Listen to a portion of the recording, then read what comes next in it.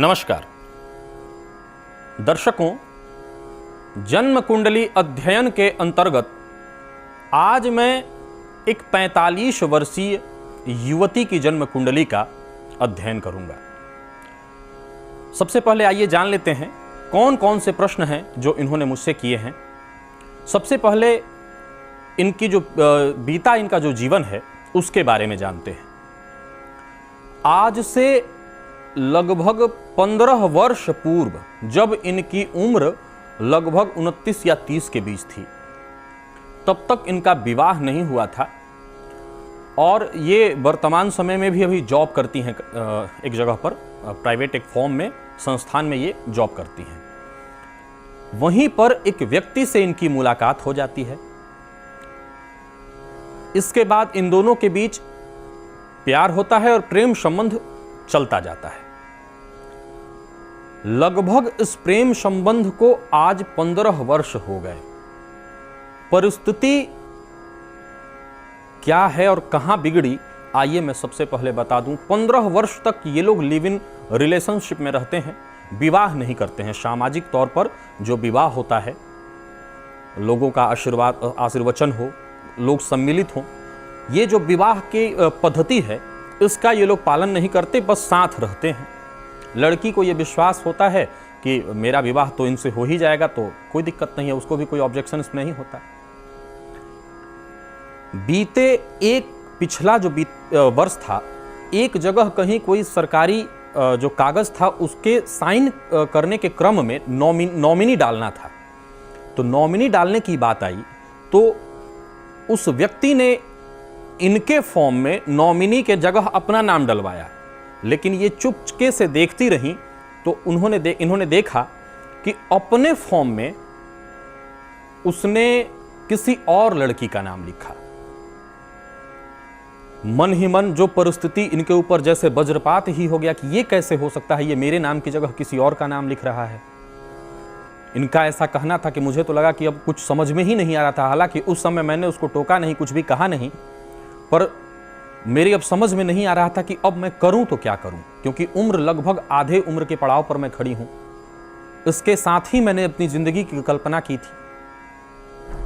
जब मैंने कुछ दिनों बाद बातचीत के क्रम में उससे ये बात कही और पूछी, तो उसने कहा हाँ, मेरी तो शादी बीते लगभग 5 वर्ष पूर्व ही हो चुकी है। तो इन्होंने उससे कहा कि तुम ऐसा मुझे आपने बताया क्यों नहीं, झूठ क्यों बोलते रहे। तो उस व्यक्ति का कहना था कि ऐसा है कि मेरी शादी तो अवश्य हो गई है, लेकिन मैं तुमसे भी शादी करूंगा, तुम निश्चिंत रहो, मैं तुमसे शादी करूंगा। हालांकि अब ये उस व्यक्ति से दूर हो रही हैं, लेकिन इनका कहना है कि अब मेरी समझ में नहीं आ रहा है कि 45 वर्ष की उम्र में अब मैं जाऊं कहां। अब तो विवाह भी नहीं हो पाएगा और ऐसी परिस्थिति है कि क्या मुझे उस व्यक्ति के साथ जाना चाहिए, उसी के साथ रहना चाहिए, क्या करना चाहिए। यही कुछ चंद सवालात। जाहिर सी बात है कि परिस्थितियों को सुन करके सवाल आप लोगों के मन में भी खुद ही आ गए होंगे कि एक लड़की के मन में अब दूसरा क्या प्रश्न आएगा। हालांकि अब ये लड़की नहीं होती, युवती हैं, 45 वर्ष की उम्र हो चुकी है। दर्शकों, एक ज्योतिषी के तौर पर कुंडली देख के मैं अवश्य कोई ना कोई एक मार्ग बताऊंगा।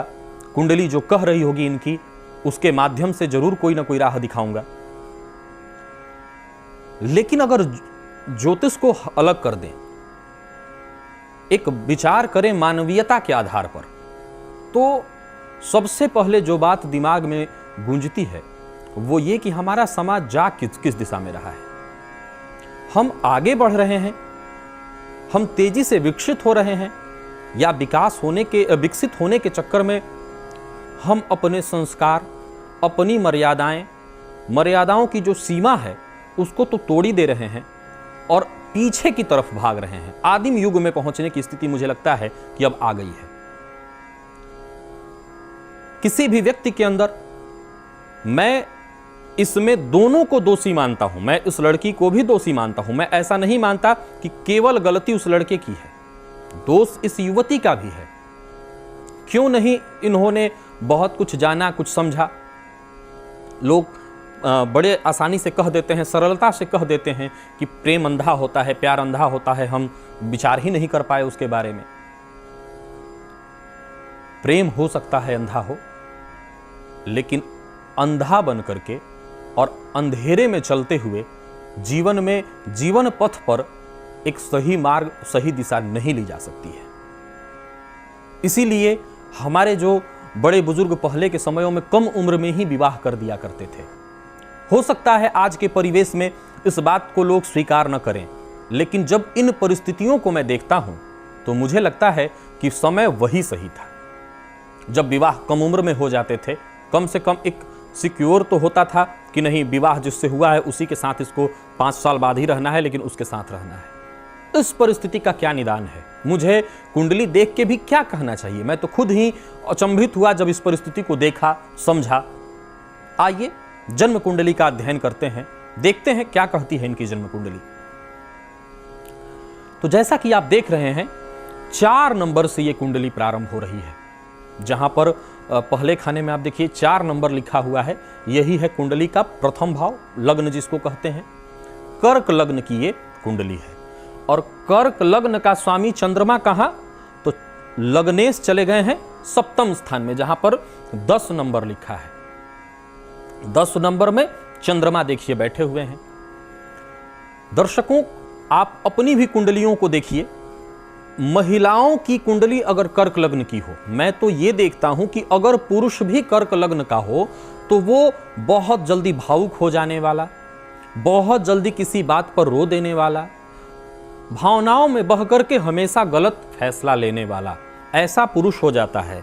तो ये तो स्वभावतः, ये तो युवती है, लड़की है, स्वभावतः कोमल हृदय, मानसिकता ऐसी कि जो मजबूत स्थिति किसी के साथ दिख जाए उसी के साथ चल पड़े, ये स्थिति है हमारी।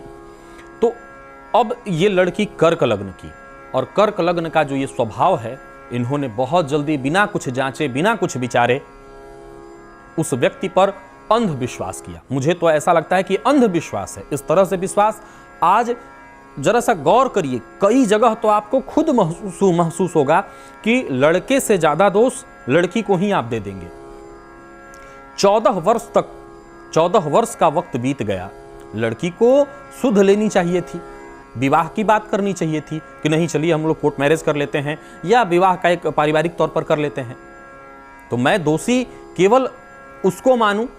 वो तो छल कर ही रहा था, लेकिन जो छला जा रहा था उसको भी तो कुछ भगवान ने सेंस दिया है, विचार करने की क्षमता दी है, उसको विचार करना चाहिए था, लेकिन वो हुआ नहीं। क्यों?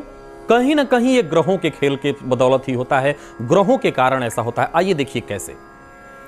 दर्शकों, ये चंद्रमा जो है यही मन का मालिक है। चंद्रमा मनसो जाता, हमारे वेदों में मंत्र है, उस मंत्र का ये जो अर्थ मैं आपको बता रहा हूं कि चंद्रमा मनसो जाता तश्चक्षुः सूर्यो अजायत। सूर्य जो है नेत्र का कारक है, ज्योति का कारक है, आत्मा का कारक है। वहीं चंद्रमा मन का कारक है, मस्तिष्क, मन का जो कारक ग्रह है वो चंद्रमा है। अब इनका मन, यानी इनके मन में आती बात और ये कोई सही फैसला लेती, अथवा इनके साथ ऐसा हुआ क्यों, ये दोनों ही परिस्थितियों को आइए आज हम कुंडली के माध्यम से सिद्ध करते हैं। ये बात दर्शकों तय है कि हमारे जीवन में जब भी कोई घटना घटती है, चाहे वो अच्छी हो या बुरी, उसका कारण और उसका कारक दोनों ही ग्रह होते हैं। ये अवश्य है कि ये ग्रह हमें इन परिस्थितियों को भुगतने के लिए बनाए गए हैं, लेकिन ये इसके कारण और कारक होते हुए भी सब कुछ जो हम अपने जीवन काल में भोगते हैं, इसका प्रबल कारण होता है हमारा प्रारब्ध। हमने जो बोया है हम वही काटते हैं। आज हमें लगता है कि हमने ऐसा कब किया था, लेकिन ये कहीं ना कहीं कभी का तो किया है जो हमारे सम्मुख आ रहा है। तो अब देखिए, जहां आप देख रहे हैं चंद्रमा को, चंद्रमा पर शनि की 10वीं पूर्ण दृष्टि पड़ रही है। जब आप गिनेंगे, यहां पर देखिए 1 नंबर में ये जो शनि बैठे हुए हैं, शनि नीच के हैं, और इस लड़की की कुंडली में सप्तम स्थान, जहां पर आप देखिए 10 नंबर लिखा है, वही है कुंडली का सप्तम स्थान, पुरुष सुख। ज्योतिष शास्त्र में पुरुष सुख, व्यापार का घर, इसी को कहते हैं। लेकिन प्रेम संबंधों का जो कारण होता है, प्रेम संबंध कहां से देखे जाएं तो इस कुंडली में जो 8 नंबर आप देख रहे हैं लिखा हुआ है पंचम स्थान, कुंडली का जो पंचम स्थान है उसी को प्रेम संबंध के बारे में देखा जाता है। तो उस भाव का मालिक चला गया है कहां पर, तो देखिए कुंडली में जहां पर लिखा हुआ है 6 नंबर मंगल, 8 नंबर का मतलब होता है वृश्चिक राशि। वृश्चिक राशि का स्वामी मंगल चला गया है पराक्रम स्थान में, परंतु सप्तमेश नीच का होकर के कर्म स्थान में बैठा है। इसीलिए जिस लड़के के साथ ये जुड़ी उस लड़के ने इनके साथ नीच हरकत की। ये नीच का हरकत इसलिए हुआ क्योंकि उस भाव का स्वामी नीच का होकर के बैठा है और साथ ही साथ उस भाव में बैठे यानी कि सप्तम भाव में बैठे चंद्रमा पर शनि की 10वीं पूर्ण दृष्टि पड़ रही है। अब आगे देखिए, इस कुंडली में सप्तम स्थान के एक तरफ यानी कि पीछे देखिए 9 नंबर भी खाली और 10 नंबर में आप माफ करिएगा दर्शकों 11 नंबर में, 10 नंबर में तो चंद्रमा है, 11 नंबर में केवल एक राहु। ज्योतिष शास्त्र में कहता है, ज्योतिष शास्त्र की राहु केतु और सूर्य के अलावा कोई ग्रह न हो तो पाप कर्तरी दोष बन जाता है। पाप कर्तरी माफ करिएगा दर्शकों केमद्रुम योग बन जाता है। केमद्रुम योग इनकी कुंडली में साफ साफ दृष्टिगत हो रहा है। तो कुंडली में दोष तो अवश्य था, पहले घर वालों ने ध्यान नहीं दिया, किसी ने ध्यान नहीं दिया और इन्होंने भी अपनी मनमानी की और उस मनमानी का नतीजा इनको भुगतने को मिल रहा है। आज के परिवेश में कई बार नवयुवक नवयुवतियां जो हमारे पास आती हैं या आते हैं, उनका कहना है कि पहले तो लोग नहीं मिलाते थे फिर भी उनका जीवन बहुत अच्छा चलता था, हम लोग इस चीज को नहीं मानते।